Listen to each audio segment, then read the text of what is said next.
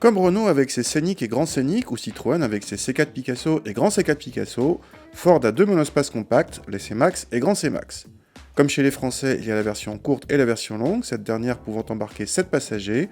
Outre la longueur totale, les C-Max et Grand C-Max se distinguent par leur portière arrière. Le C-Max a des portes classiques, tandis que le Grand C-Max a des portes coulissantes. La famille C-Max a été restylée à l'été 2015 avec au programme de l'esthétique, mais aussi de nouvelles motorisations. A l'intérieur, le restylage a amené, comme sur la Focus, un grand écran central et tactile, avec une nouvelle interface et un système bien plus agréable que l'ancien. L'ergonomie est en net progrès et la qualité perçue s'améliore. A l'arrière, la deuxième rangée se compose de sièges individuels rabattables et coulissants. Celui du milieu est très étroit et s'escamote dans le siège de droite. L'accès aux places du fond est relativement aisé, mais les places en question sont des strapontins, comme souvent.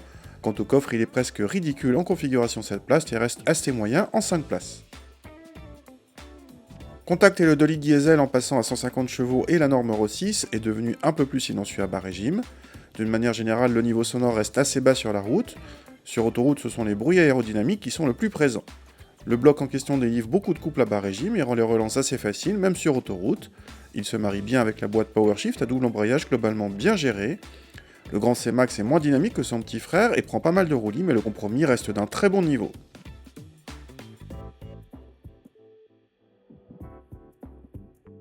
Le restylage de la famille C-Max Grand C-Max a surtout fait évoluer l'ergonomie au niveau du conducteur.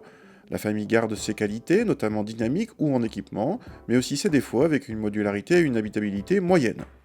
La version Grand C-Max coûte 1300 € de plus que la version courte, un surcoût analogue à celui de la famille C4 Picasso où la différence s'élève à 1200 €.